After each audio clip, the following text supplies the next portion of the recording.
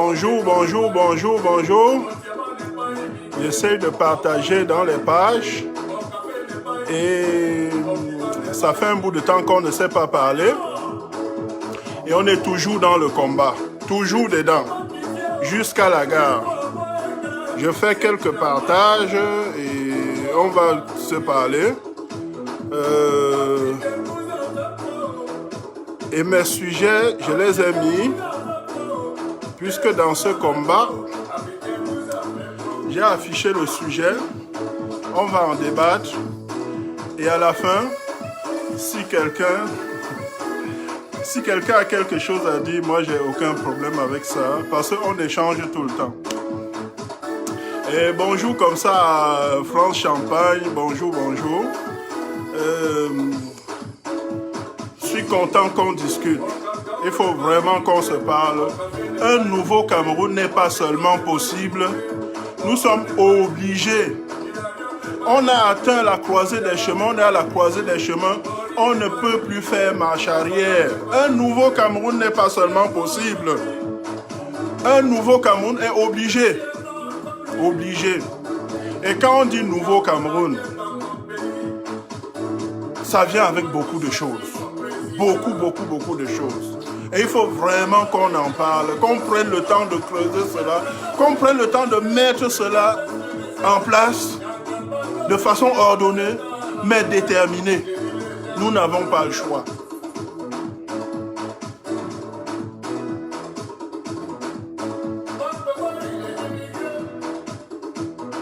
Kylian Mbappé, il est immigré.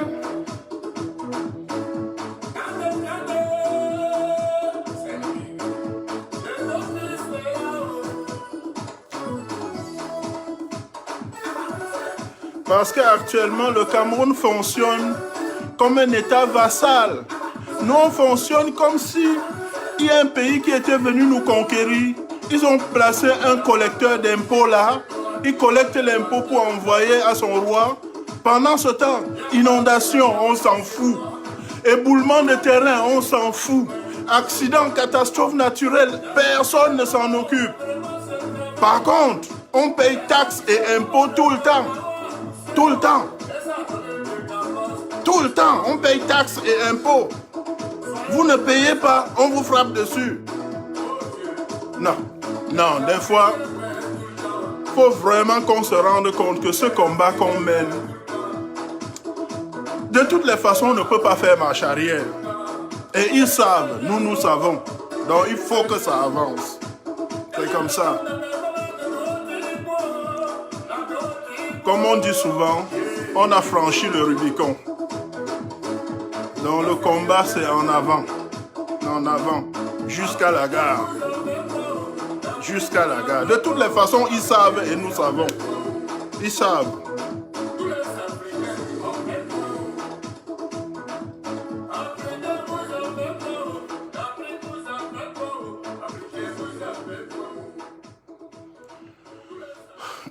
Je jouais un peu là la musique de notre frère Touali, l'Ivoirien, qui se demande qu'est-ce que les Africains ont bien pu faire au monde pour mériter ce qui nous arrive.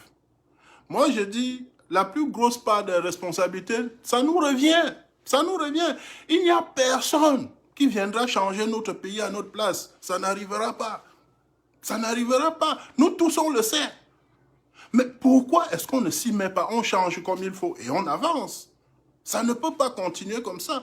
Dans les sujets que je vous ai proposés ce matin, j'ai proposé mon clash. J'ai toujours évité de prononcer les noms de famille. Ce matin, je vais faire une exception. Si vous lisez, vous allez voir les noms des personnes que je vais toucher. Il y a des gens que je dois clasher, il y a des gens que je dois remercier ou encourager parce que je suis content de ce qu'ils font. Et tout le monde voit ce qu'ils font. Donc ça, ce matin, je n'ai pas peur d'aller au clash. On ira au clash. Deuxième chose, quand on dit mobilisation, ce n'est pas... C'est-à-dire, tout le temps, les gens se demandent, qu'est-ce que vous mettez dans votre mobilisation là? Ça veut dire quoi, mobilisation? Où est-ce qu'on va avec la mobilisation? Aujourd'hui, je donne mon avis sur la mobilisation. Parce que ne l'oubliez jamais, dans ce combat que nous on mène, La destination, c'est quoi? C'est un Cameroun où tout le monde a droit à la parole. Tout le monde a droit à la parole. Du fou au cité. Tout le monde aura droit à la parole. Et tout le monde aura droit au respect. Tout le monde aura droit à un procès équitable si vous êtes accusé. Ça, c'est la destination finale. C'est vers là que nous tendons. C'est pour ça que ce matin, on dit mobilisation. Je dis, je vais vous dire ce que j'en pense et on va en discuter. Si quelqu'un veut intervenir, c'est vraiment je serai très très content d'en discuter. Mais vers la fin, s'il vous plaît. Et troisièmement, je veux donner mon message, je veux dire mon message au président Kamto. Parce qu'il y a des frères qui me disent « Oh, tu ne dois pas dire quelque chose au président. Oh, tu ne peux pas... » Je dis non. Président Kamto, quand il prend une décision, ça influence mon destin. C'est mon devoir de donner mon avis sur quelque chose qui influence mon destin. Je ne peux pas me mettre à subir ce qui influence mon destin. De temps en temps, je lui dis « Président, voilà ce que j'en pense. Président, voilà mon avis. » Et je vous dis, tout le monde devrait faire ça. Comment est-ce qu'on dirige un pays? La façon de diriger un pays, c'est qu'on va chercher l'information dans la population. On va chercher l'information auprès de la population avant d'agir sur les problèmes de la population. Mais si nous nous cachons tout le temps, en se disant « Oh, le président connaît nos problèmes. Oh, le président sait exactement ce qu'il nous faut. » Non, nous faisons fausse route. Nous faisons fausse route. Des fois, vous êtes dans un village, votre vrai problème, c'est un pont. Mais si vous ne vous exprimez pas, comment voulez-vous que le président sache que vous avez un problème de pont? Comment voulez-vous qu'il sache? Et le pire, c'est quand on s'exprime, quelqu'un sort et dit hey, « Tu ne devais pas t'exprimer. » Je dis, mais voyons, pourquoi je ne devais pas m'exprimer? Pourquoi je ne devais pas m'exprimer? Quelqu'un marche sur mon orteil, ça me fait mal. Pourquoi je ne dois pas dire, ça me fait mal? Il faut que je crie. Il faut que je le fasse savoir. Il faut que je dise, voilà ma douleur se situe à tel niveau. Voilà mon problème. Et que je demande à ceux qui prennent des décisions qui touchent à mon destin de s'en occuper. C'est ça. N'oubliez pas, depuis les années 60, nous avons joué un peu à ce jeu-là. Oh, faut pas dire ceci. Oh, il faut juste dire au président, quand Aïdio faisait ses élections, il fallait qu'il ait 102%. Ça dit que tout le monde, c'est à l'unanimité que tout le monde soutient ce qu'il fait. Vos problèmes, vous les cachez. Et qu'est-ce qui s'est passé pendant 60 ans? Nos problèmes n'ont fait que surmonter. C'est-à-dire, les problèmes qu'on avait, au lieu de les résoudre, on les a semés. Aujourd'hui, ils ont fleuri et ils ont produit. Ils ont produit quoi? Les problèmes se sont multipliés. Tout ça parce que tout le monde dit « Non, non, non, ne parle pas. Non, non, non, la politique tue. Non, non, non, tu ne peux pas t'exprimer. Non, non, non, tu ne peux pas faire ceci. » Et regardez où on en est. Moi, personnellement, j'aimerais tellement, tellement, tellement que tout le monde s'exprime. Que chacun donne son point de vue. Que chacun dise ce qu'il ressent. Que chacun dise « Je veux qu'on fasse ceci. Je veux qu'on aille dans tel sens. Voilà mon problème. Je veux une solution à mon problème. » C'est ça c'est ça mon petit rêve secret. Donc, si je vais revenir à mon premier point et on va y aller directement parce que ça c'était comme ma petite introduction pour présenter les points que j'ai à l'ordre du jour ce matin. Donc, j'ai commencé par quoi? Par le clash et mes remerciements, mes reconnaissances. Vous avez vu les noms que j'ai mis en descriptif. Je suis, comme je disais tout à l'heure, je suis de ceux qui ont toujours dit on ne prononce pas les noms de famille. Mais les gens m'ont répété, non, tu ne peux pas toujours éviter les noms de famille tout le temps, tu ne peux pas toujours éviter. À un moment, je dis, quelque part, ils ont raison. Donc, j'ai pris quelques personnes qui ont marqué le combat ou qui se sont battus contre nos intérêts, notre combat. Et je me dis, ce matin, je leur donne mon avis. Et pourquoi j'ai choisi ces personnes-là? Je vais commencer par le premier nom que j'ai, Calibri Calibro. C'est quelqu'un qui nous a fait beaucoup de bien dans ce combat. C'est quelqu'un qui nous a apporté beaucoup dans ce combat. Personnellement, c'est Calibri, la seule personne devant qui j'ai mis un genou à terre. Le seul devant qui j'ai mis un genou à terre. Et devant quoi? Pas devant son nom de famille, devant ses actions, devant ses actes. Il a fait, on a vu. Quand Calibri a interpellé Macron, Macron a pris des engagements au salon de l'agriculture. J'ai dit, mon frère, je mets un genou à terre pour toi. Tu as fait, on a vu. Merci, continue. Sauf que depuis quelque temps, il s'est fait attaquer de toutes parts. Il s'est fait taper dessus par tout le monde. Il s'est fait tirer dessus. Des fois pour rien.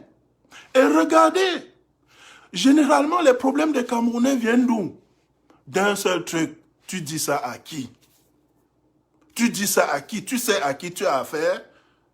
Mais qu'est-ce que ça me fait de savoir qui tu es? Qu'est-ce que ça me fait de savoir qu'est-ce que tu es, qu'est-ce que tu deviens, qu'est-ce que tu deviendras? Moi, ce qui m'intéresse, c'est qu'est-ce que tes actions qui influencent mon destin là. Mais c'est ça qui m'intéresse.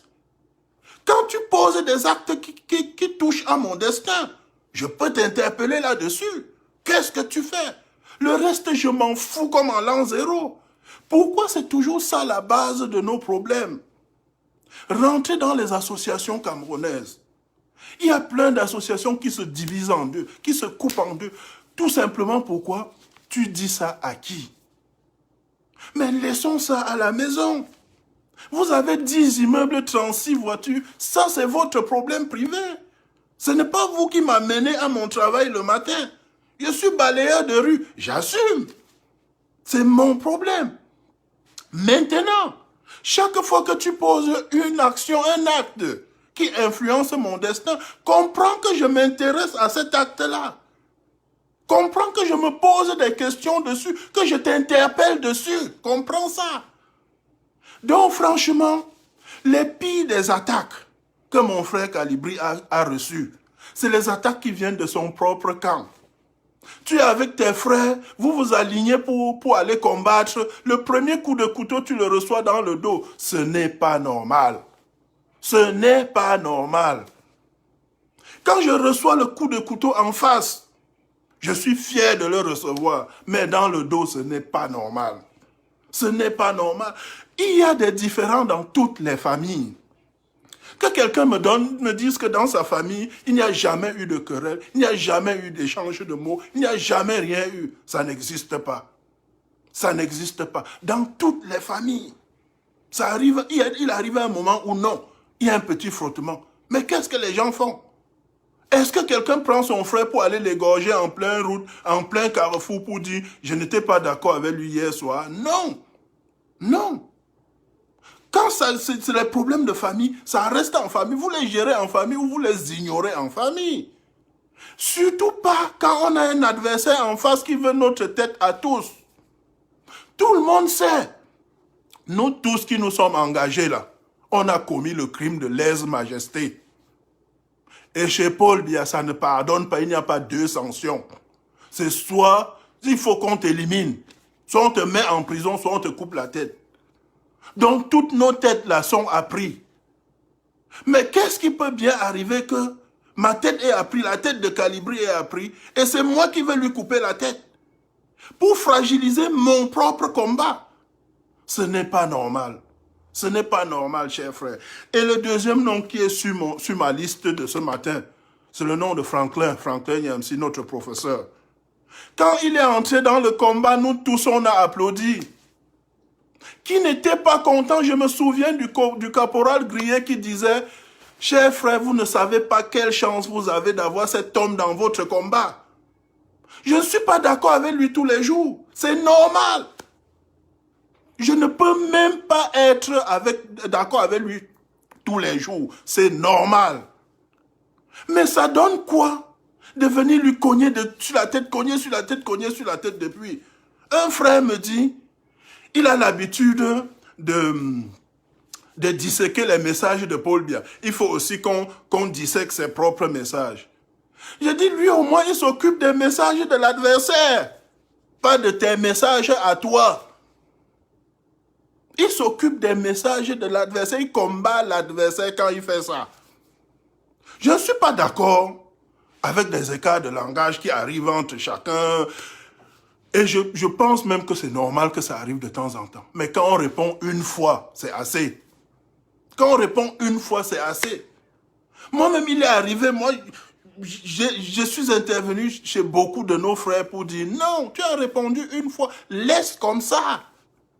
Mais ça ne me donne pas le droit de planter un coup de couteau dans le dos de quelqu'un qui combat pour moi. Il se bat pour moi. Sa tête est apprise comme ma tête est apprise.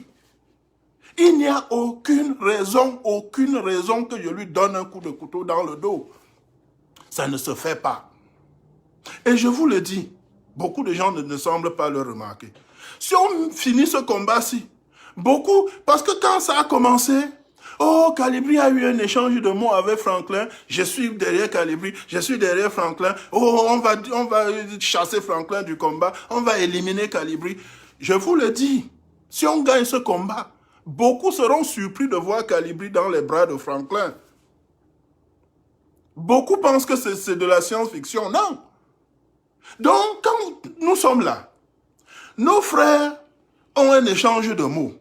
Au lieu qu'on mette la paix comme on a grandi, on est là, oh, pourquoi il a osé dire ça? Il a osé dire ça, il a osé répondre au professeur, il a osé dire à Grand Calibri. Non, je dis, vous serez surpris. D'abord, regardez dans notre combat depuis que ça a commencé. Les alliances se font et se défont tous les jours. Les ennemis d'hier deviennent des amis d'aujourd'hui.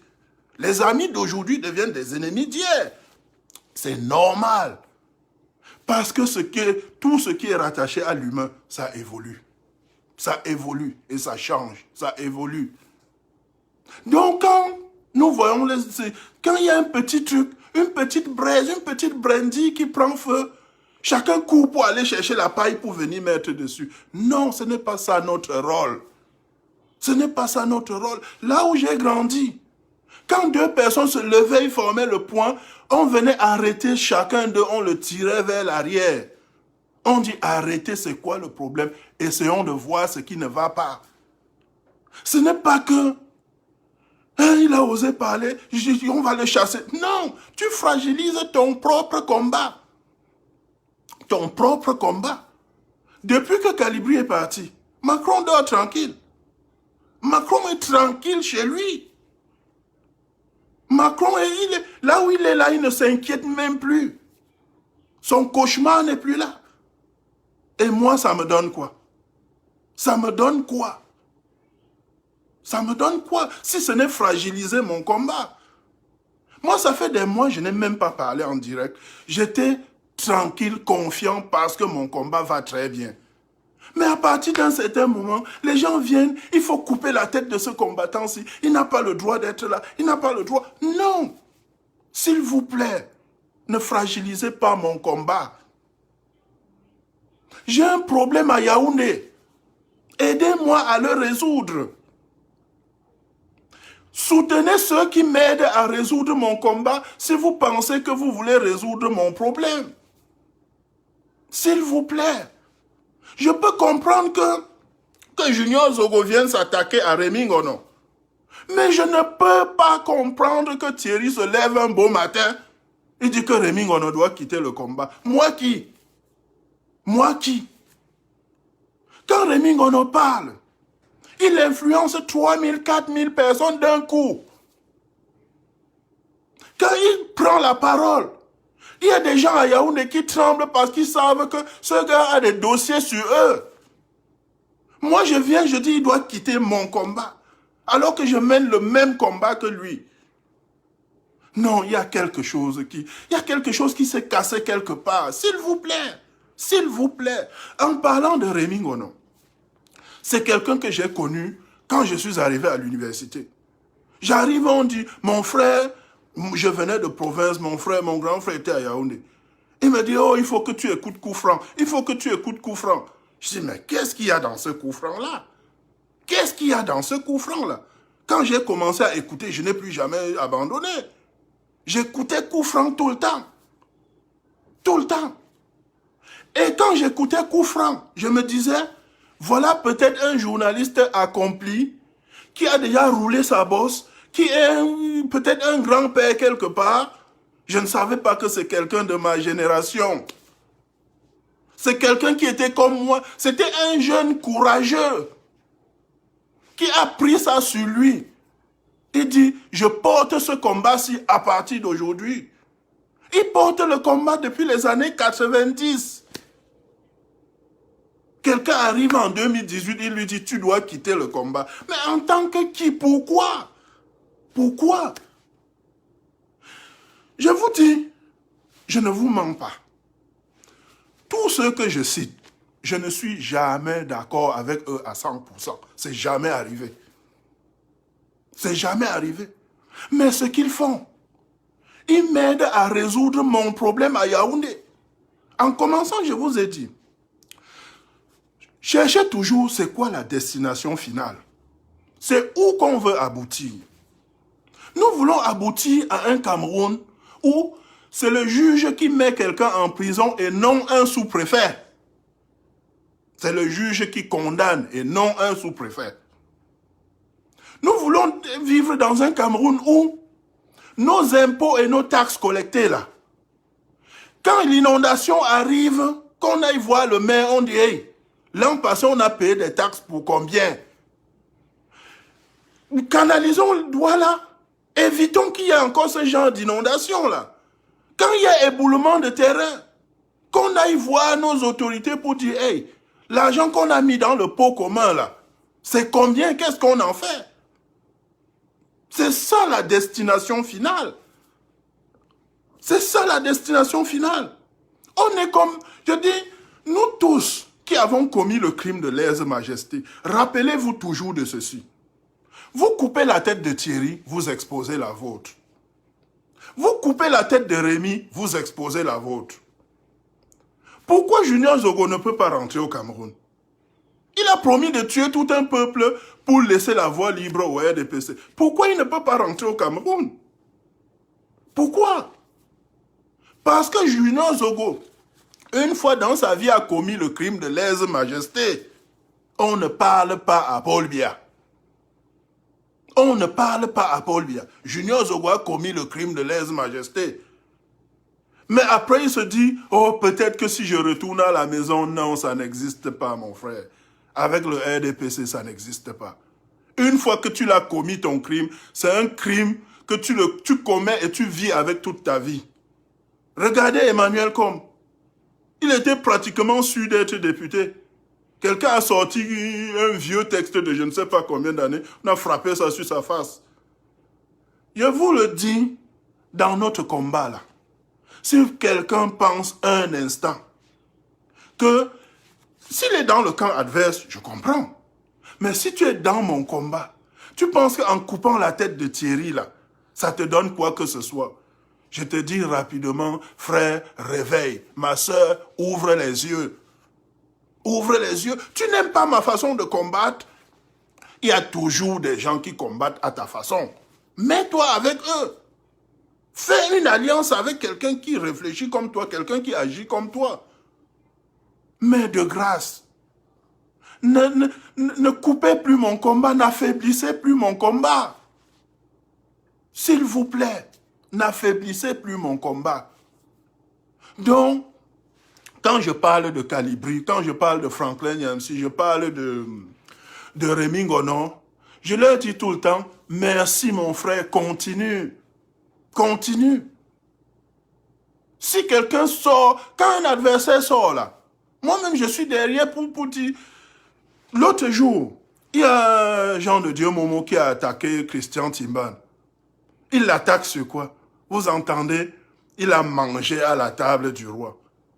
J'ai dit, oh mon Dieu, c'est ça nos avocats qui sont devenus ministres.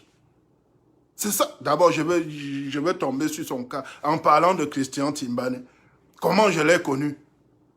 Un jour, quand on écoutait les lives, je vois un frère qui intervient dans les directs des autres. Honnête. Je regarde et je dis, mais c'est qui ça? Quand il prend un sujet, il l'analyse en toute conscience, en son âme et conscience, en toute honnêteté. Je regarde, c'est un cabraliste. Je dis, mais comment un cabraliste peut être si honnête? Et regardez, ça n'a pas pris du temps avant qu'il se rende compte qu'il est dans le mauvais véhicule. Il a débarqué de là, ça n'a pas traîné. Parce que quand tu es honnête, tu ne peux pas marcher avec certaines personnes. Il était honnête. Moi, je l'ai remarqué. Et à l'époque, je crois que j'avais commenté dans ces directs pour dire, mon frère, même si tu es mon adversaire, respect. Je te lève mon chapeau. Au moins, avec quelqu'un comme toi, on peut discuter. Le jour qu'il s'est engagé dans le combat, j'ai dit, maître, merci. Merci de mettre ta voix là-dedans. Pourquoi je dis merci? Quand quelqu'un est honnête et comprend les choses, ça aide énormément. Il comprend ce qui se passe. Il vous éclaircit cela comme il faut. Il explique cela et il ramène cela au niveau du citoyen qui n'y comprenait rien, au niveau du citoyen normal, au niveau du citoyen lambda. Il vous explique. On a arrêté Paul Tchouta pour telle chose. La peine maximale, c'est tant. Il est en prison depuis tant. Voici la loi camerounaise, le texte qui le dit, c'est... Moi, je ne connais pas la loi, je ne suis pas un avocat. Il nous l'explique simplement, clairement, voilà ce qui se passe. Est-ce que tu vas rester attendre qu'après Paul Tchouta, ce soit ton tour? C'est ton choix. Nous, qui nous sommes engagés, on a dit non. Non, on ne va pas attendre tranquillement notre tour comme ça, et que après il dit n'importe qui l'a savé. Donc, quand je l'ai vu s'engager, j'ai dit, maître, s'il te plaît, est-ce que tu peux y aller comme ça et ne plus reculer? Est-ce que tu peux continuer comme ça jusqu'à la gare? Et Dieu merci, quand je dis Dieu merci, je dis maître, merci de continuer. Et il continue. Des fois, vous pensez que je suis d'accord avec lui à 100%. Je vous dis toujours, non, ce n'est pas possible. Mon père qui m'a élevé, j'ai presque son comportement. Mais avec lui, je ne suis jamais d'accord à 100%. C'est lui qui m'a inculqué mes façons de faire actuelles. Mais je ne suis jamais d'accord avec lui 100%. Combien de fois un frère que j'ai rencontré après que je sois devenu pratiquement vieux? Non. C'est inadmissible de croire que je vais être d'accord avec lui 100%. Mais le travail qu'il fait, je dis merci, je m'incline. Le travail qu'il fait, et il ne faiblit pas. Il est là tous les jours. Pourquoi est-ce qu'il se bat? Parce qu'il a la même destination finale que moi. Comment va-t-on faire pour vivre dans un Cameroun où, quand on parle de loi, c'est la loi qui s'applique? Quand on parle d'éducation, on interroge ceux qui sont chargés de donner l'éducation. Quand on parle d'économie, on demande aux économistes. Pas dans un Cameroun où on parle de loi, et c'est un sous-préfet qui, des fois, a une formation de littéraire ou de poète qui vient appliquer la loi.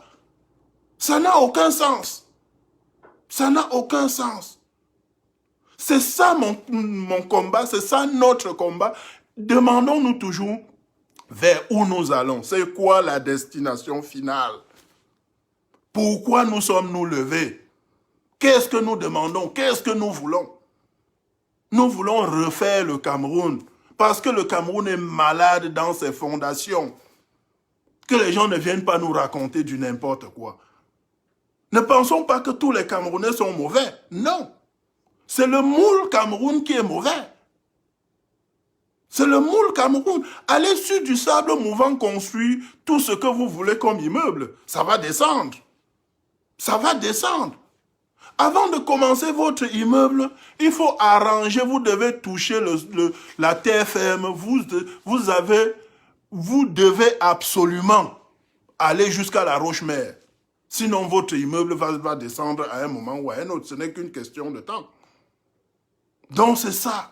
C'est quoi la destination finale? Et tous ceux qui se battent à nos côtés pour nous aider à atteindre la destination finale, s'il vous plaît, si vous êtes de mon côté, arrêtez de les combattre, arrêtez de les déranger. Ils ne sont pas d'accord avec vous. Allez-y avec ceux qui sont d'accord avec vous. Dans ce combat, il y a toujours quelqu'un qui réfléchit comme toi. C'est ça. Mettez-vous avec eux.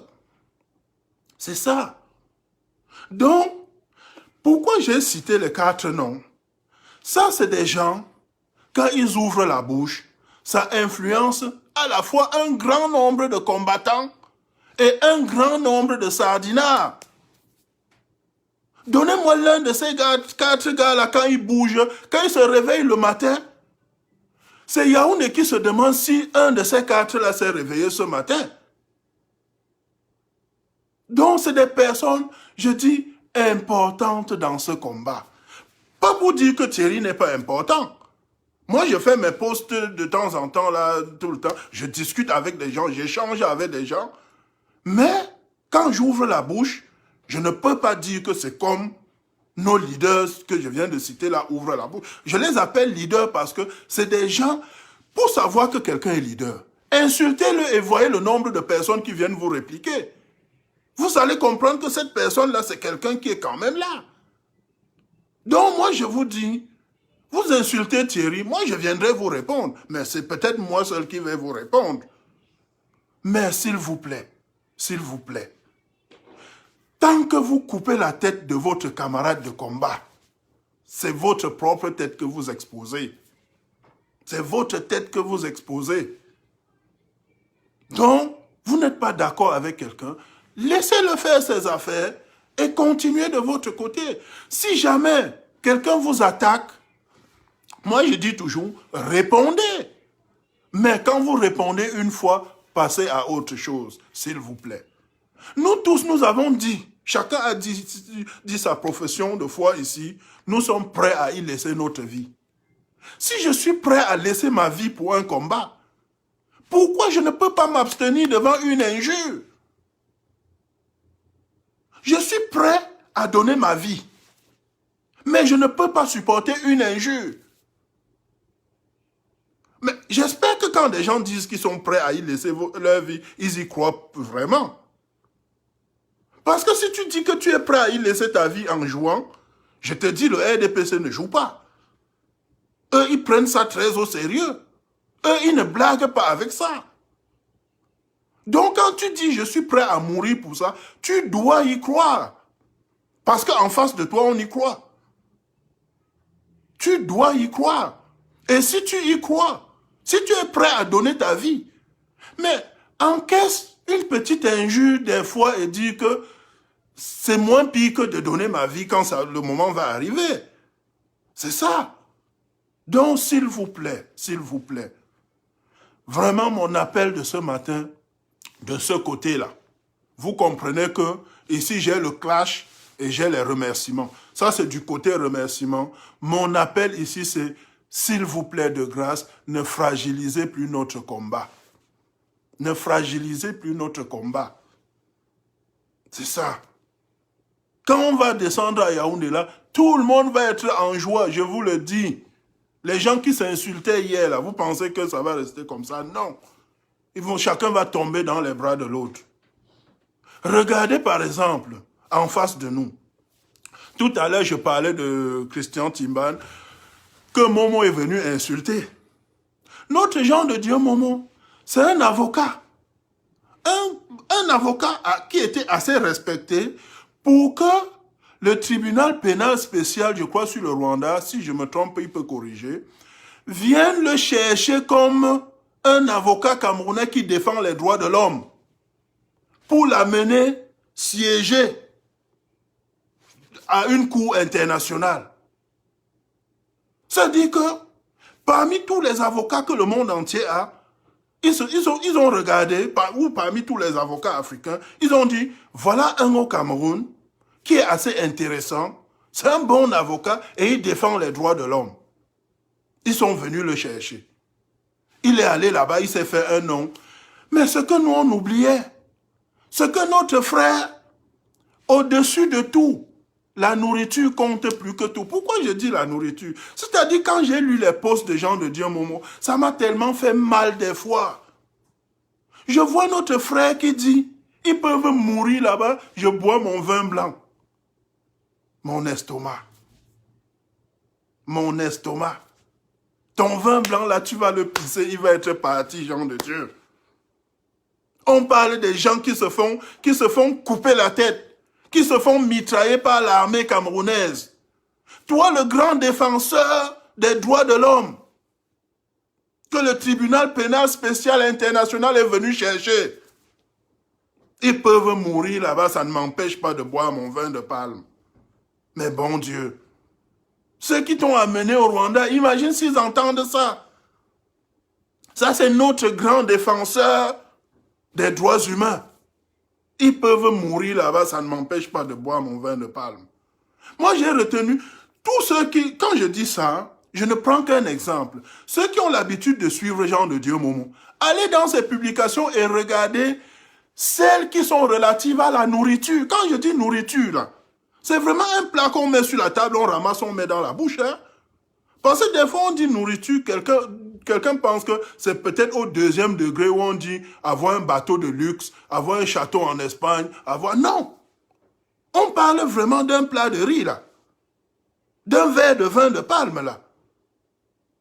Jean de Dieu fait un tweet, il dit... Je mange avec mes chauffeurs, je mange avec mon chauffeur. Je leur ai expliqué qu'un ministre, c'est un serviteur dont je peux manger avec les gens ordinaires. La nourriture, Jean de Dieu. La nourriture. Jean de Dieu fait un tweet. Il dit que Christian Timbane a mangé à la table du roi. Aujourd'hui, il parle à quelqu'un qui lui a donné à manger. Jean de Dieu, tu penses que si c'était vraiment question de nourriture, Christian Timbane serait dans le... Il rêverait d'un Cameroun nouveau?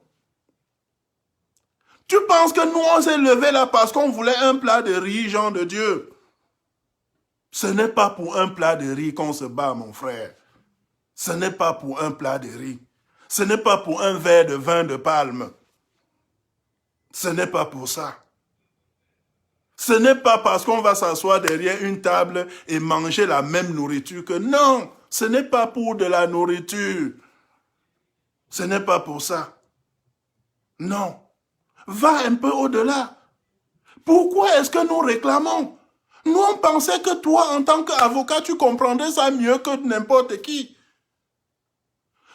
Vous pensez que le Zomlois, Amougou Belinga, vous pensez qu'il ne veut pas avoir un procès juste et équitable?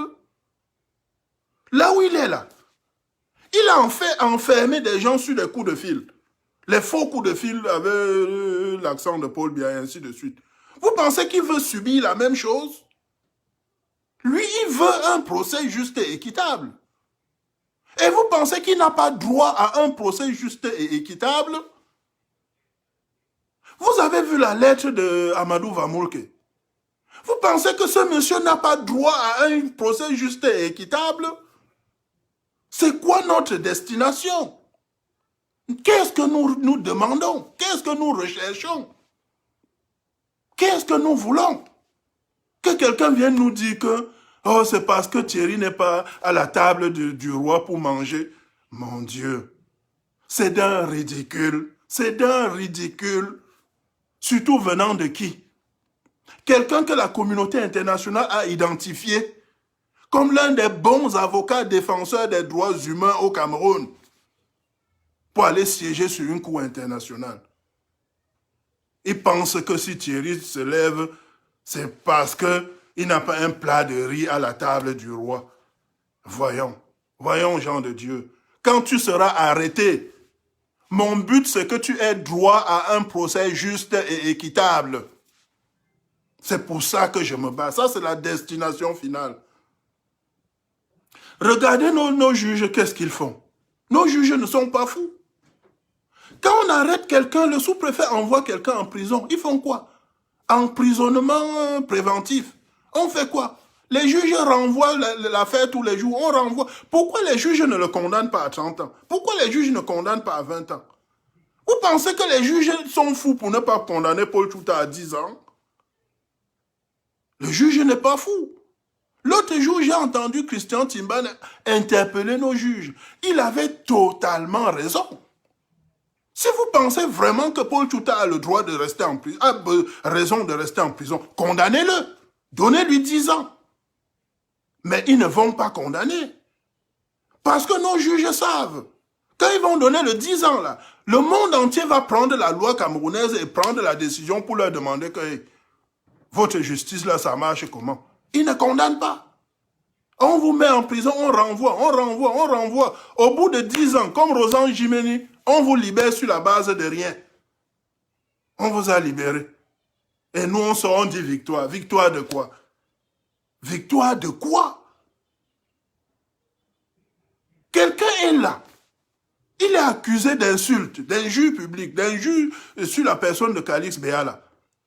Mais il fait quoi en prison? Est-ce que c'est vraiment établi qu'il a insulté?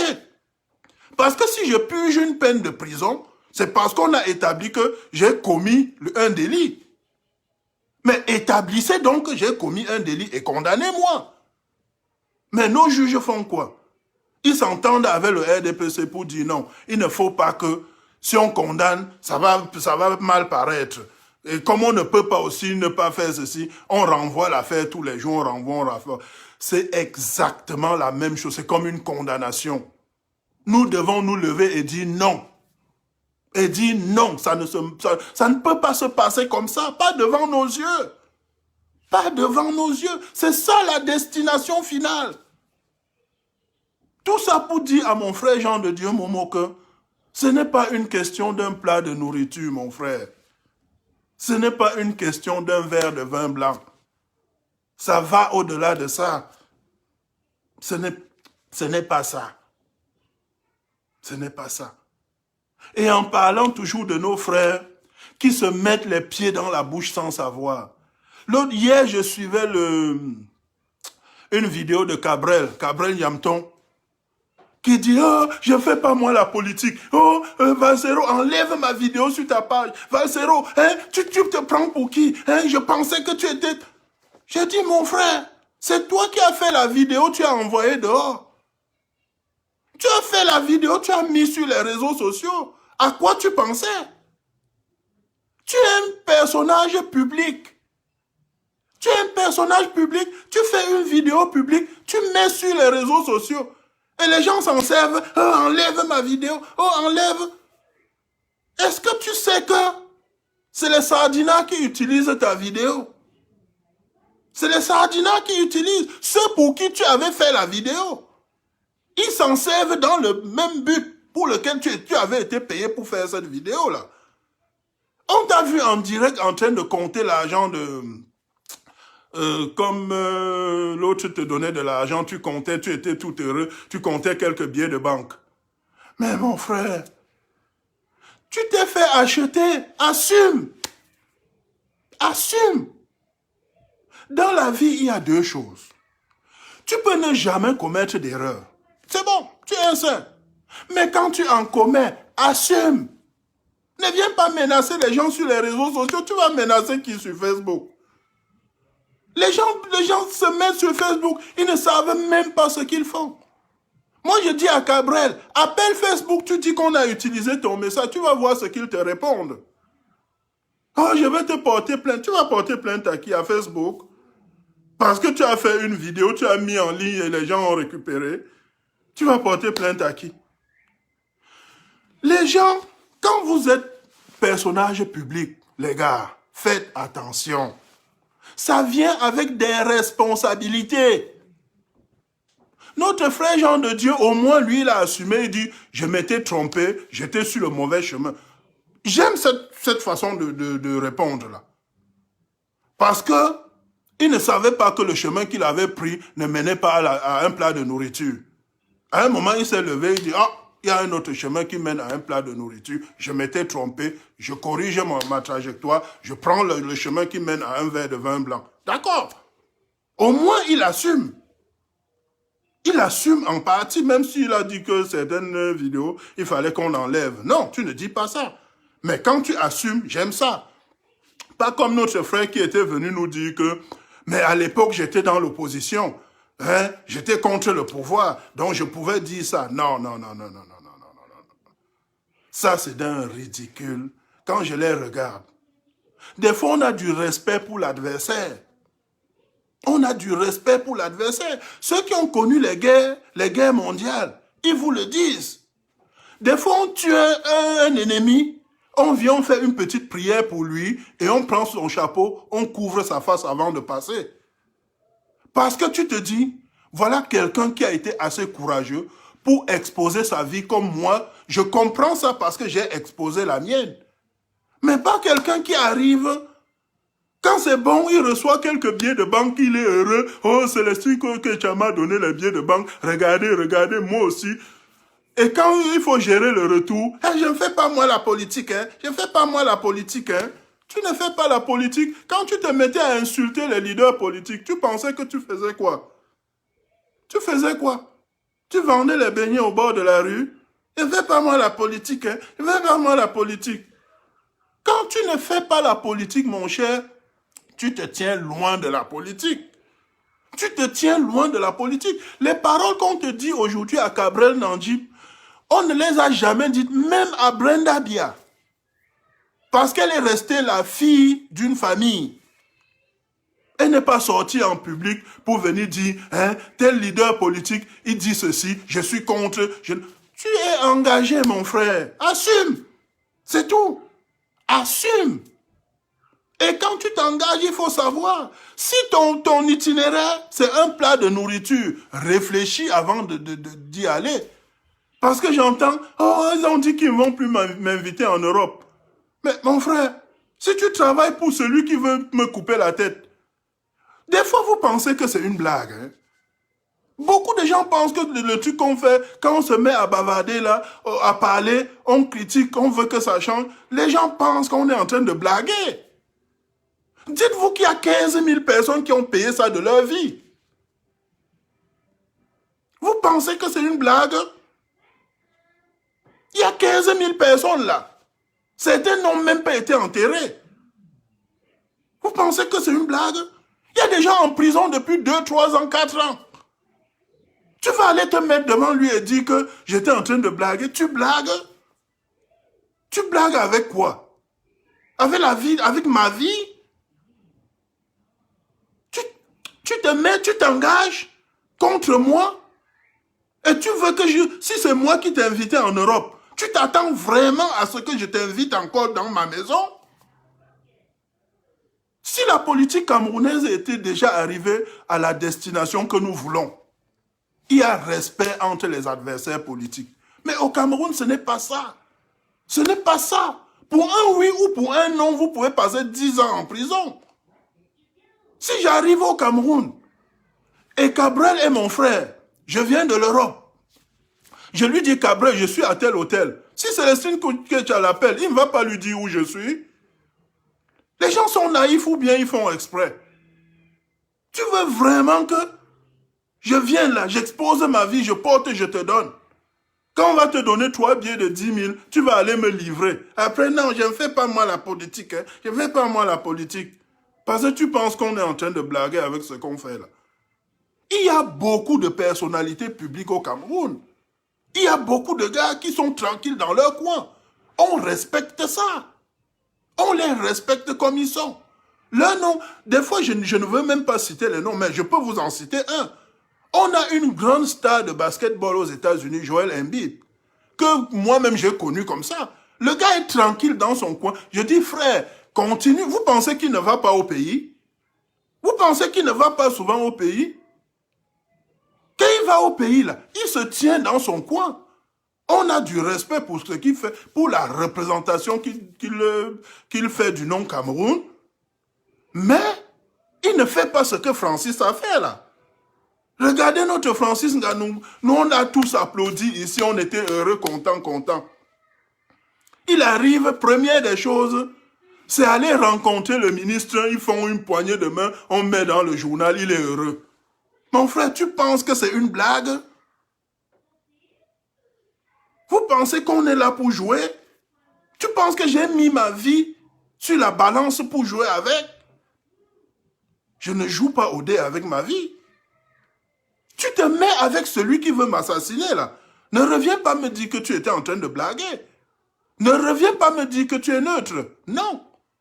Tu t'en vas donner des techniques pour casser le cou des gens. Tu penses qu'on est ici dans un octogone de UFC où quand quelqu'un est étouffé, il tape 3 fois, on arrête? Le bille n'arrête pas. Quand le bille m'étouffe là, je tape 3 fois, le gars ne veut même pas savoir, il est heureux, il étouffe encore mieux. Tu vas lui montrer des techniques. Et après, tu viens me dire que je ne fais pas moi de politique, je ne fais pas moi de politique. Mais bon Dieu, quand vous vous engagez, sachez dans quoi vous vous engagez. Assumez. Assumez. J'aurais aimé que tu me dises que si on me donne une mitraillette, je m'en vais aider le bille à faire le boulot. Je t'aurais respecté. J'aurais dit, voilà quelqu'un qui est en phase avec sa façon de faire, avec ses actes. Il dit ce qu'il fait, il pense comme il fait. Mais quand tu reviens, tu me dis, je ne fais pas moi de politique, je n'ai pas choisi de camp. Si tu n'as pas choisi de camp, ok, va équilibrer, va enseigner les mêmes techniques aux Zamba Boys. Vas-y. Va juste serrer la main de 2 Zamba Boys. Tu reviens, tu me dis comment tes anciens amis d'hier, ils vont te considérer. Dis-moi comment ils vont te regarder. Vous pensez que vous êtes plus républicain que qui? Vous êtes plus républicain que qui? Je dis, quand vous faites des conneries, assumez. Peut-être que pour moi, c'est connerie parce que je suis ton adversaire sur ce coup-là. Mais pour toi, c'est un acte héroïque. Mais assume. Assume. Ne viens pas me dire que tu ne fais pas de politique. Assume. Quand vous parlez, les gens vous écoutent. On vous dit tout le temps, ça vient avec des responsabilités. Voilà Francis qui vit pratiquement aux États-Unis. Regarde ce que les grands comme les LeBron James font. Regarde ce que James fait. Regarde ce que Lewis Hamilton fait. Vous pensez qu'ils ne peuvent pas aller soutenir leurs dirigeants qui étouffent les Noirs, qui étouffent les gens qui sont mal en point, qui étouffent les gens qui ne pensent pas comme eux? Vous pensez qu'ils ne peuvent pas faire ça? Vous venez au Cameroun, vous jouez aux idiots, et quand ça vous rattrape, ah, ce n'est pas moi, non, je n'ai... Non! Moi-même qui vous parle, je n'ai même pas le centième de votre notoriété, là. Cabrel, là, je n'ai même pas le 10e de la notoriété de Cabrel Nangip. Mais je sais, dès que je prends la parole, je sais que ça vient avec des responsabilités. J'ai choisi le camp des opprimés. Je ne sais pas si vous pensez que nous, quand on parle comme ça, c'est parce qu'on veut, on est jaloux de vous, Non, up to you. Mais je te dis, nous, on a choisi le camp des opprimés. Ce n'est pas une question d'un plat de nourriture sur une table royale. Voyons. Voyons. Tout le monde peut aller faire la talakou et recevoir un billet de 10 000. Vous pensez qu'il faut passer un diplôme pour ça? Mais nous avons choisi un camp. Et nous, on assume. Moi, ma façon d'assumer, c'est quoi? Je sais que le RDPC a mis ma tête à prix. Je sais. Parce que pour eux, si tu n'es pas d'accord avec eux, là, ta tête est à prix. Ta tête est à prix. Et c'est ce système-là que nous voulons casser. Nous voulons que ça s'arrête. Les gens pensent que nous, on est debout parce qu'on déteste Paul Biya ou parce qu'on fait ceci. Non. Paul Biya, c'est juste la barrière qui nous empêche d'avancer. Sinon, ce n'est pas sa personne. Qu'est-ce qu'on fout avec sa personne? Vieux de 87 ans, là, qu'est-ce que je veux faire avec lui? Mais lui, il s'est mis en travers de mon chemin. Il dit, je n'aurai jamais la liberté. Oh, ma destination, c'est la liberté. Ma destination, c'est le développement du Cameroun. Quand on vous dit que dans les années 50, Cameroun et Japon étaient comme ça, nez à nez, au même niveau, ça vous dit quoi? Cameroun et Japon étaient au même niveau. On parle des années 50. Aujourd'hui, quand le Japon vient construire une salle de classe, on se met à genoux avant d'accueillir ça, comme si Dieu était descendu sur terre pour donner quelques grains au poulet. Mais qu'est-ce que ça vous dit? Vous voulez vraiment qu'on continue comme ça? C'est ça le système de fonctionnement qui vous convient? C'est ça, cher frère. Tu es allé aux États-Unis, tu as acquis de la notoriété, tout le monde te connaît. Tu as fait le chemin Cameroun-Europe à pied. Et tu penses que c'est le chemin que tes petits-fils, disons que tes petits-fils, tu penses qu'eux, ils sont sauvés. Tu penses que c'est le chemin que le peuple camerounais doit prendre tout le temps? C'est ça? Tu viens encourager celui qui nous maintient dedans. Après, tu nous dis que oh, je ne veux pas moi ceci, je ne veux pas ceci. Non, ça ne marche pas comme ça. Ça ne marche pas comme ça. Et je rebondis là-dessus pour vous dire, mobilisation, c'est la seule chose qui va nous sauver. Mobilisation. Mobilisation. C'est la seule chose. Parce que, regardez, Sébastien Ebal avait mobilisé, il s'est battu, il s'est battu. Pourquoi ils l'ont arrêté? Parce qu'il est allé à la poste centrale reconnaître les lieux. Il n'était pas allé marcher.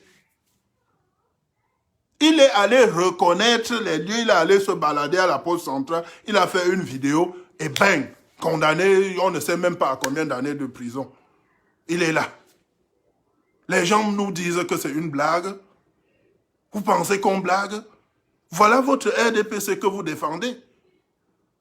Quelqu'un est allé faire une vidéo à la poste centrale en disant « Je ne suis pas content, un jour je viendrai ici marcher ». Il est en prison, on ne sait même pas de quoi il est accusé. C'est le système là que vous entretenez et vous nous dites que vous ne faites pas la politique. Vous pensez que c'est un jeu. Mobilisation. Mobilisation. Parce que quand je dis mobilisation, moi je dis pourquoi mobilisation? Mobilisation parce que ce RDPC là, il n'y a plus rien à attendre d'eux. Rien. Rien. Il n'y a rien à attendre d'eux. Si vous attendez, attendez. Et je vais vous prendre un ou deux exemples. Regardez, quand le RDPC a décidé d'aller aux élections de façon forcée, le SDF s'est dit, on va les accompagner dans le processus. Dans mon petit coin, je m'étais dit, oh, ils vont récompenser le SDF avec peut-être une vingtaine ou une trentaine de députés. Oh que non. Oh que non. Si vous pensez que vous pouvez attendre quelque chose de ce RDPC-là, enlevez-vous le doigt de l'œil. Vous avez vu ce qu'ils ont fait? Vous avez vu ce qu'ils ont fait au SDF? Ils ont contesté les premiers résultats. Ok, pas de problème. Comme vous avez contesté, on les annule. À la reprise, ils ont fait pire. Ils ont fait pire.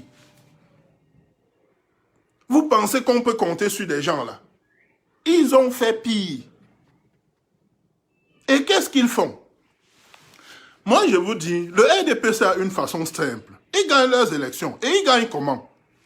D'abord, pour inscrire les gens, c'est de façon sélective. Tu viens, on te tourne, on te tourne, on te tourne, alors que les vraies inscriptions se passent entre 22h et minuit sur des coups de fil privés. Viens t'inscrire. Tu passes en prenant une bière, on inscrit 10-15 personnes. C'est ça les inscriptions sur les listes électorales avec le RDPC. C'est de façon sélective.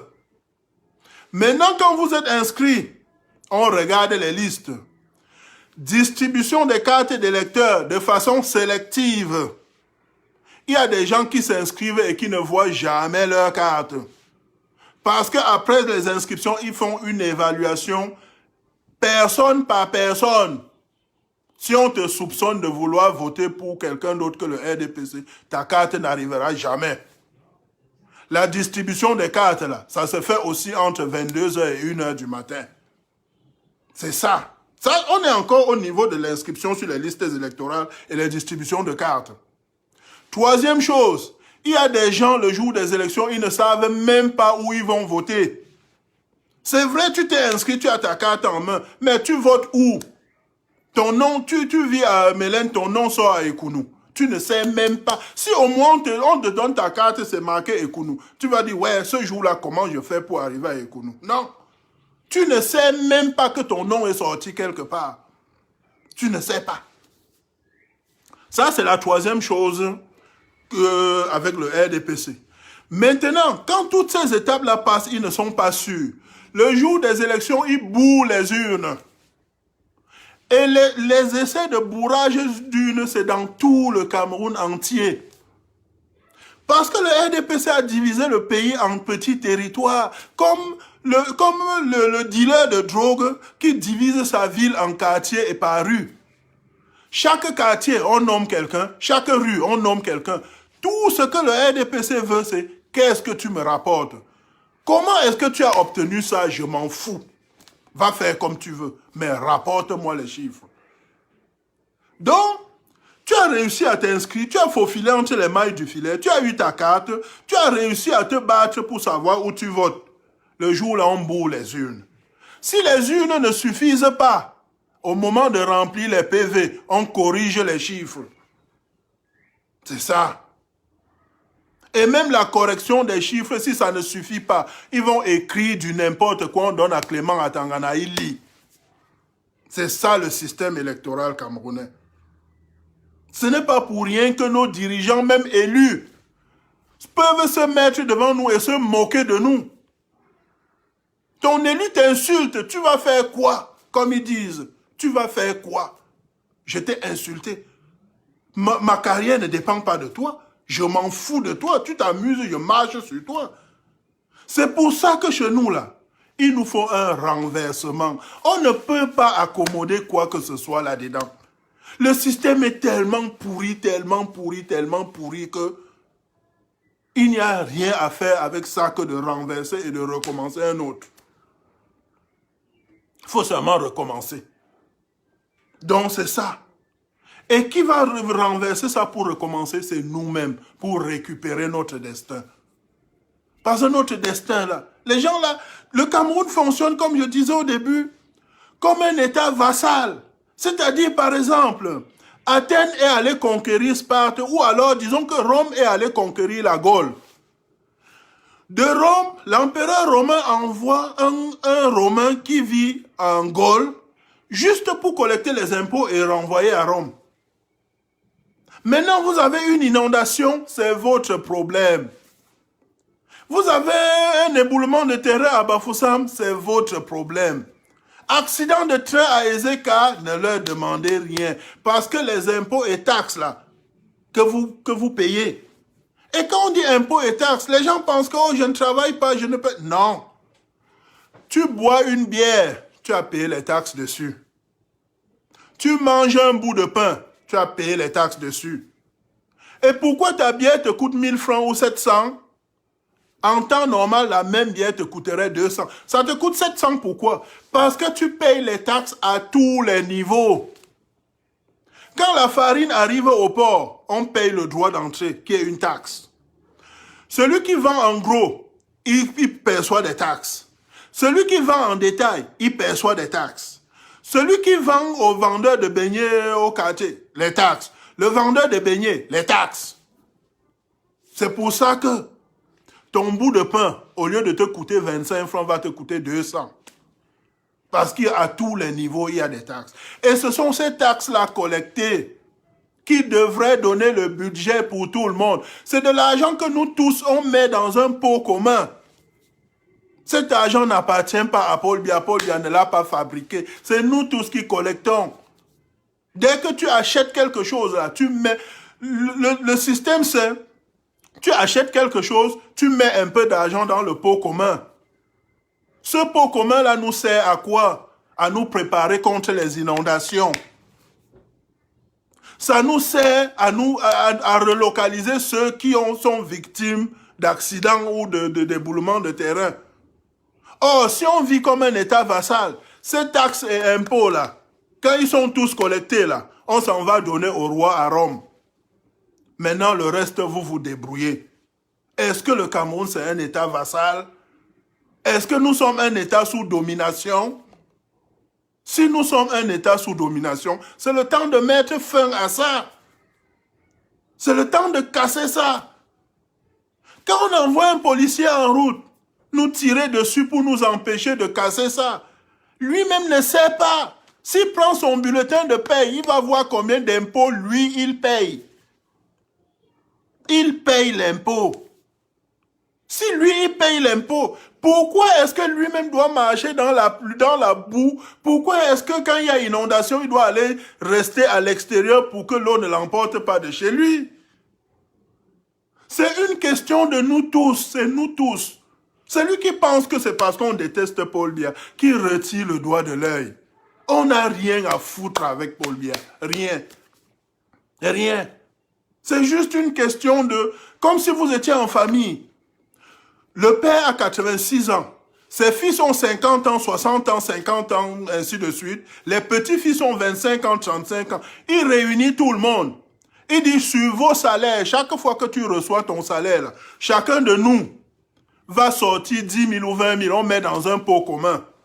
Il y a toujours quelqu'un qui va demander au père, papa, une fois qu'on a collecté ça, qu'est-ce qu'on en fait? C'est ça. Quand on a collecté tout ça, on fait quoi?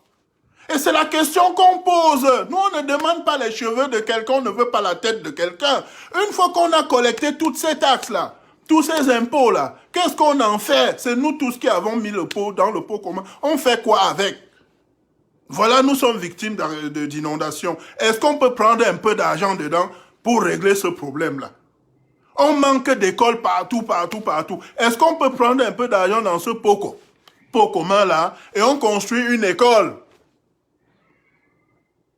Il y a plein de gens qui sont malades. Est-ce qu'on peut prendre un peu d'argent dans ce pot commun-là et on équipe un seul hôpital? C'est ça la question que le RDPC ne veut pas entendre poser. Pourquoi ils ne veulent pas entendre poser cette question-là? Parce que toutes les taxes, tous les impôts qu'on collecte, demandez-vous c'est quoi le salaire d'un ministre et demandez-vous ce qu'il fait. Je vais encore me référer à Jean de Dieu Momo, qui répondait à cette question-là devant un journaliste ami. C'est-à-dire quoi? Momo, qui est du système, était à une chaîne de télé du système et un journaliste du système lui a demandé, « Ok, ministre, tu es là depuis 1 an, tu as fait quoi? » Sa réponse a été, « Le premier bilan, c'est qu'on m'a nommé moi. Le premier bilan, c'est qu'on m'a nommé moi. Maintenant, là, tu as fait quoi? » Il dit, mais commençons par la nomination. Ok, on t'a nommé. Mais tu as fait quoi? Nous tous, on a vu son bulletin de salaire ici circuler. On était près de 1 million à 900, je ne sais pas, 950, 900 combien de mille là. Mais l'enseignant qui est en classe, qui forme les enfants, il a combien? Il a combien? Ça, c'est le salaire sans compter les voitures dans lesquelles il roule avec les bons de carburant et autres. Ceux même qui travaillent sur le terrain, là, ils ont quoi? Le policier qui est chargé de mettre l'ordre, là, il a quoi? Le policier qui risque d'affronter un bandit armé, il reçoit combien? Le militaire qui est en train de risquer sa vie pour défendre le système, là, il reçoit combien? Le ministre est là, son bilan, c'est qu'il a été nommé. C'est ça son bilan. Maintenant, l'argent que nous tous, on a mis dans le pot commun, là, il a 10 fois le salaire de quelqu'un qui travaille sur le terrain. Et les gens pensent qu'on ne va pas poser de questions. On ne va pas demander ce que... J'ai mis mon argent dans un pot commun, vous voulez que je ne demande pas ce qu'on en fait? Rendez-moi compte, monsieur.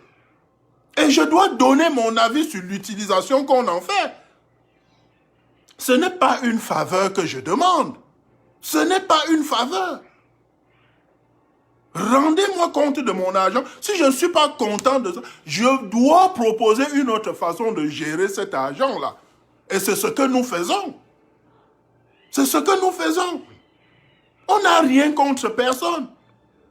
C'est pour ça que je vous dis, le RDPC est tellement ancré dans le mal, qu'il ne faut rien attendre d'eux. Absolument rien. Absolument rien. Regardez chaque fois qu'on a essayé. Vous demandez juste que, comme dirigeants que nous payons grassement, à ne rien foutre, allez vous asseoir et discuter avec des gens qui sont fâchés. Allez vous asseoir et discuter avec les citoyens qui sont fâchés.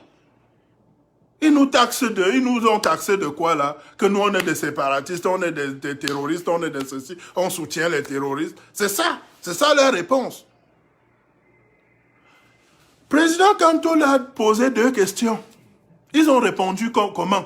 Par les rires, par les moqueries, par les menaces. C'est ça. Parce qu'ils sont assis avec un train de vie princier sur notre argent que nous mettons tous dans le pot commun et nous, on n'a pas le droit de demander quoi que ce soit là-dessus. C'est ça. Moi, je dis, il n'y a plus rien à attendre de ces gens-là. Il n'y a plus rien à attendre. Donc, le Cameroun est à la croisée des chemins. La façon que nous vivons aujourd'hui, c'est comme ça que les sociétés vivaient il y a à peu près 200, 300 ans. Ça, c'est loin, ça, c'est le Moyen-Âge même. La façon que nous vivons là, ce n'est pas du tout le monde moderne. Dans le monde moderne, on ne vit pas comme ça. On ne vit pas comme ça. Donc, à un moment donné, il faut que nous aussi, qu'on se lève et qu'on fasse un rattrapage. Nous, on doit casser avec l'ancien monde pour entrer dans un monde normal. Ça ne peut pas continuer comme ça. Le Cameroun est à la croisée des chemins. Parce qu'il n'y a personne de nous tous là qui peut me dire aujourd'hui qu'on va retourner au temps comme dans les années 80, dans les années 70. Nous tous, on sait que c'est fini ce temps-là. C'est fini. Ça ne peut plus fonctionner comme ça. Donc, il faut que ça se casse. Il faut que ça casse. J'ai dit que le Zomlois ait droit à un procès juste et équitable.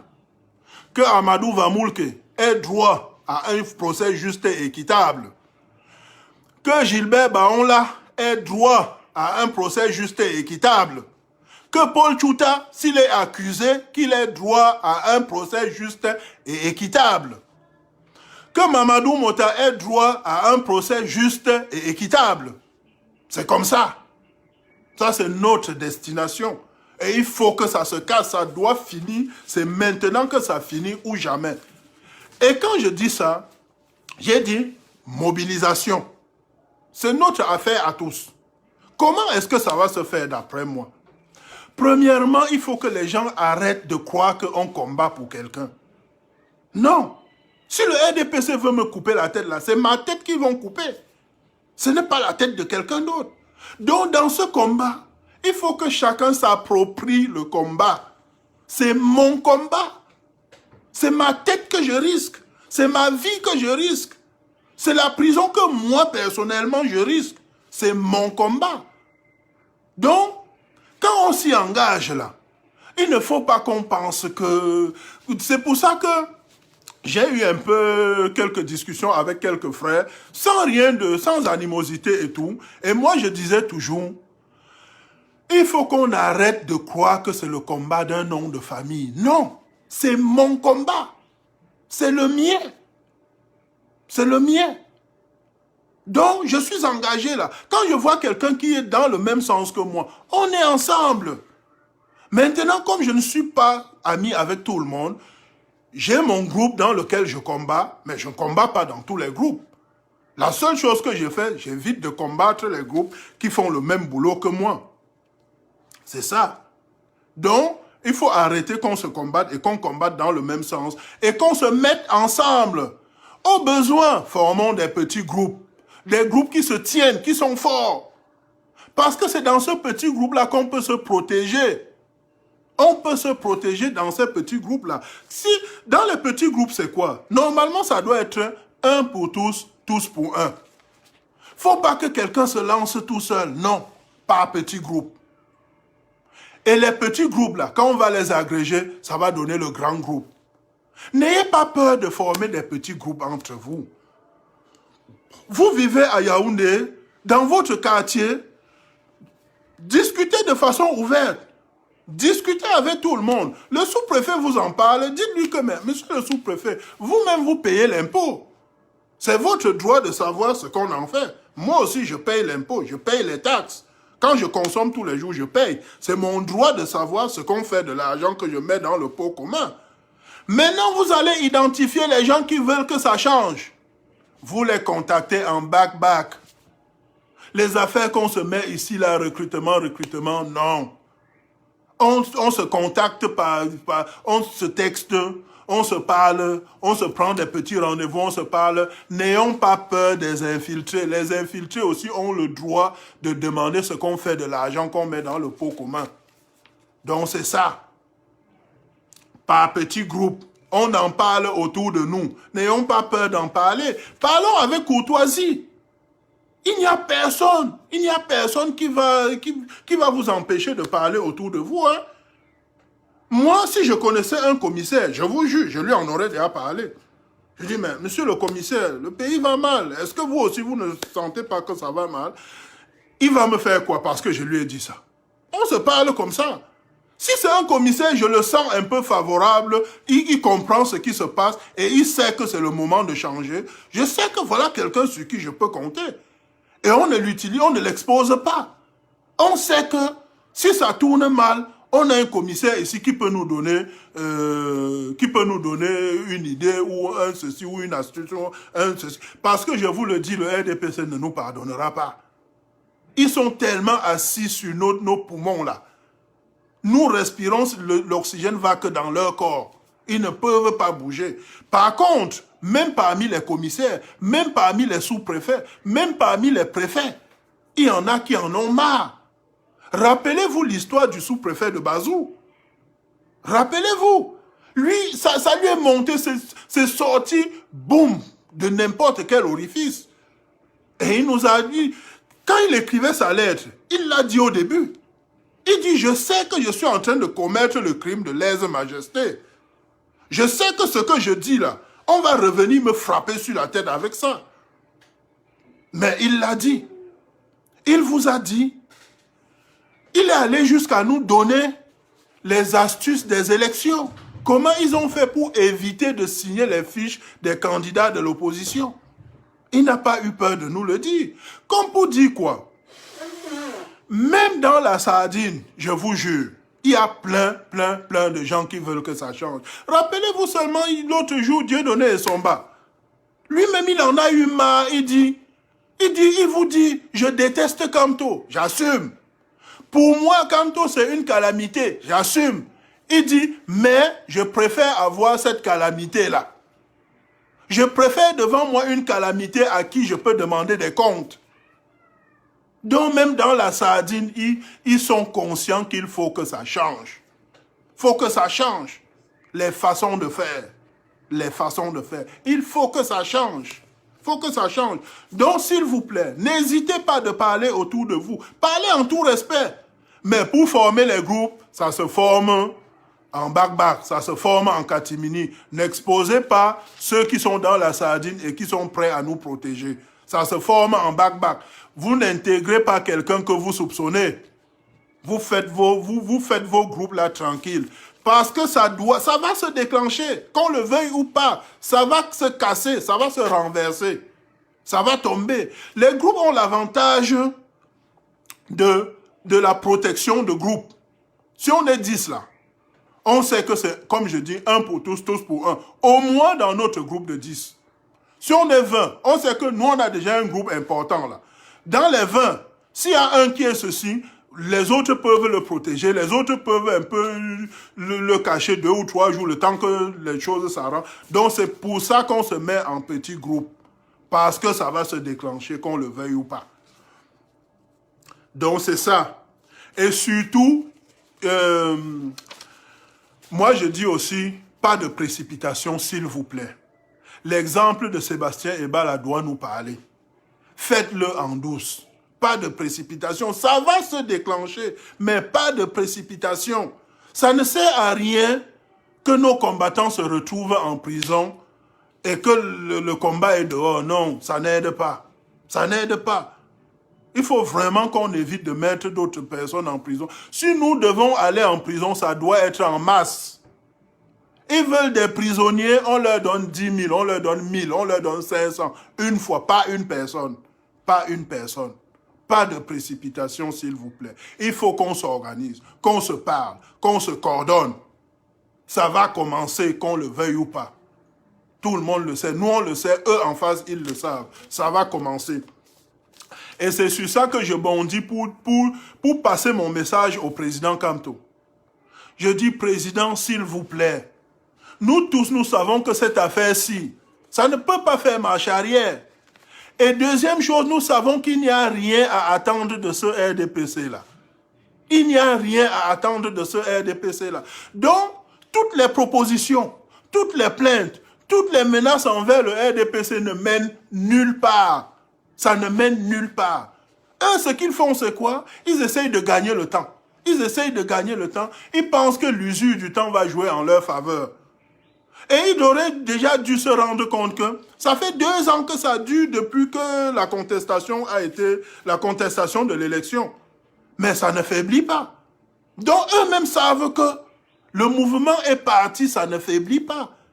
Donc je demande au président de, s'il vous plaît, il faut raccourcir notre supplice.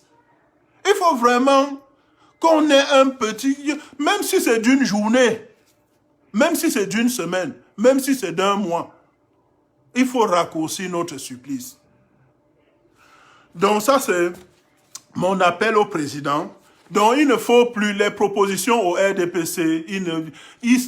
D'abord, ils répondent de 3 façons. Soit ils rient de nous, soit ils nous menacent, soit ils nous mettent en prison, ou alors ils se moquent de nous. Donc c'est ça leur réaction et ça ne changera pas.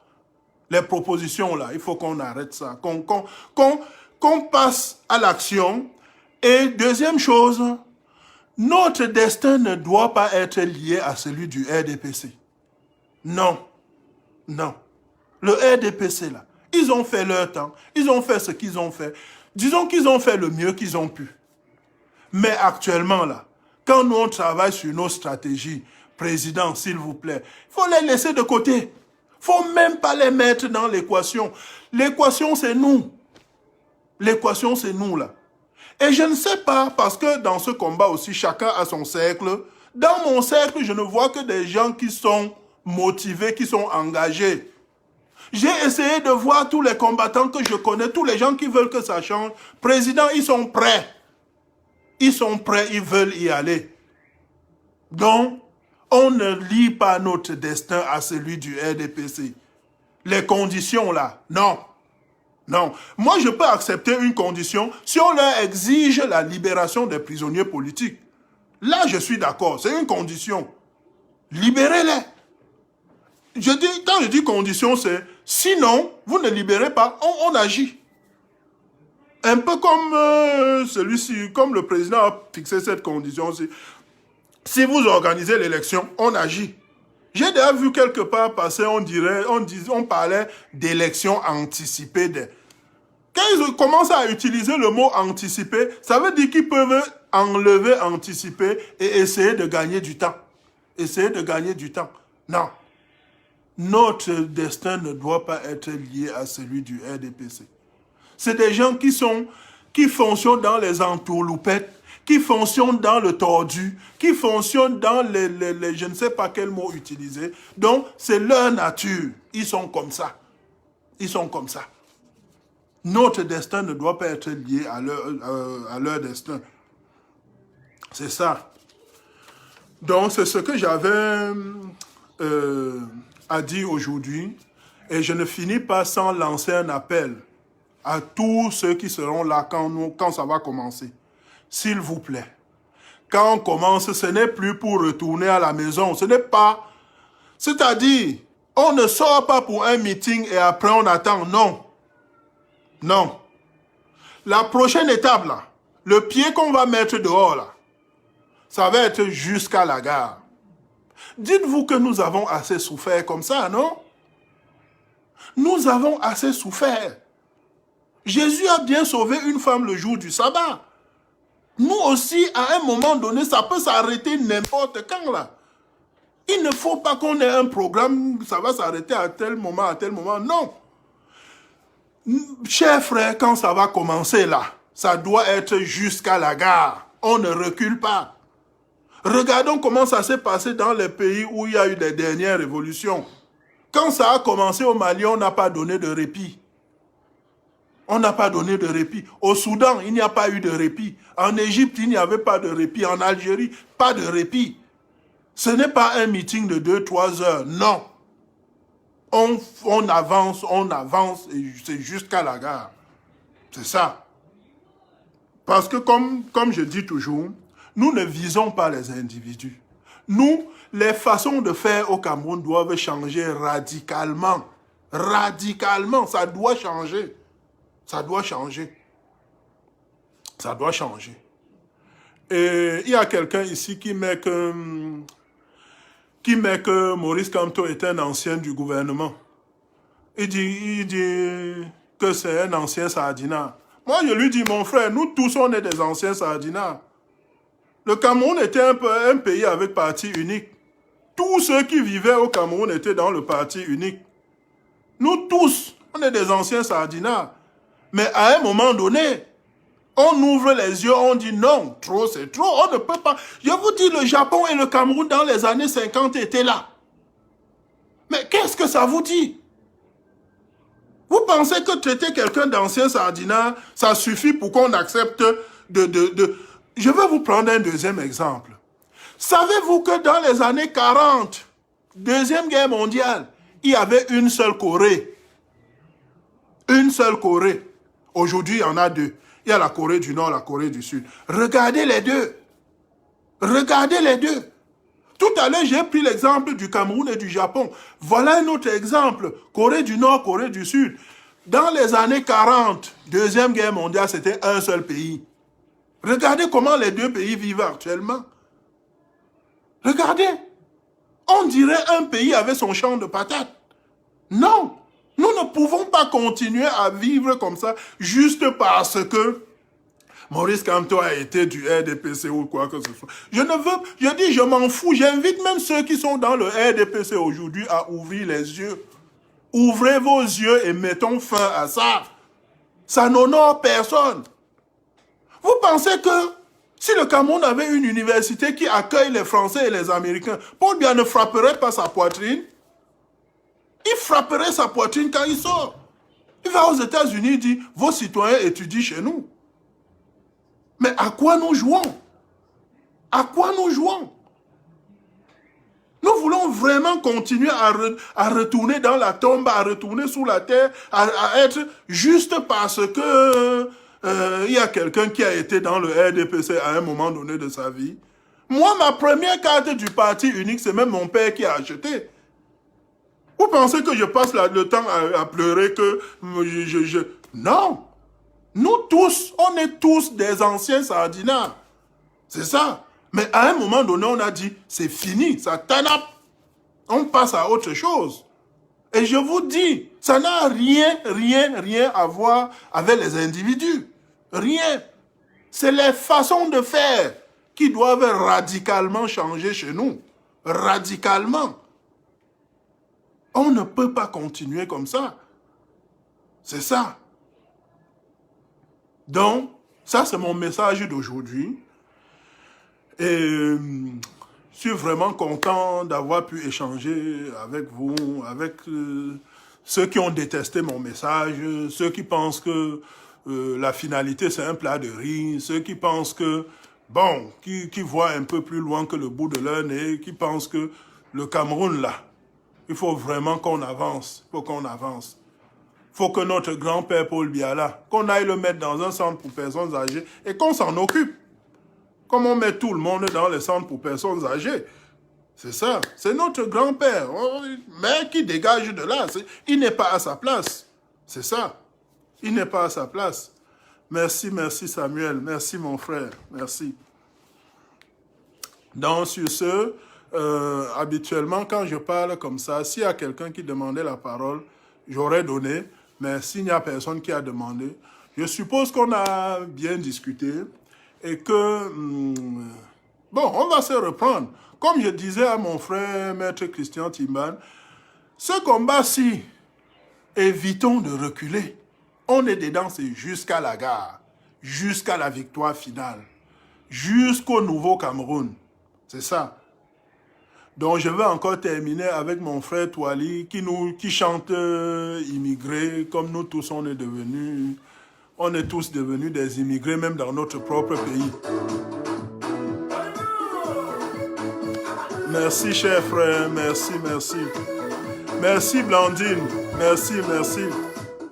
On va se reprendre. que ce soit dans les lives ou dans les textes, dans les publications, mais soyons déterminés. Soyons déterminés. C'est juste ça. C'est ça. Oh, Twins officiel, mon Dieu, mon Dieu, mon Dieu. Merci, ma soeur, merci, merci, merci. Ça fait plaisir. Mais entretiens-nous comme d'habitude. Tu sais que tu es la meilleure. Tu es l'admirable. Tu es celle qui ne dévie jamais du chemin, qui sait ce qu'elle veut, qui est là. Merci, merci vraiment, merci.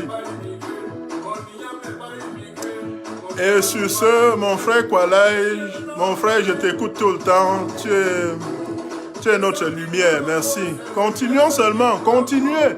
Et il faut que ça se casse, il faut que ça change. Donc sur ce, je veux vous dire bonne journée et à très bientôt. Merci beaucoup.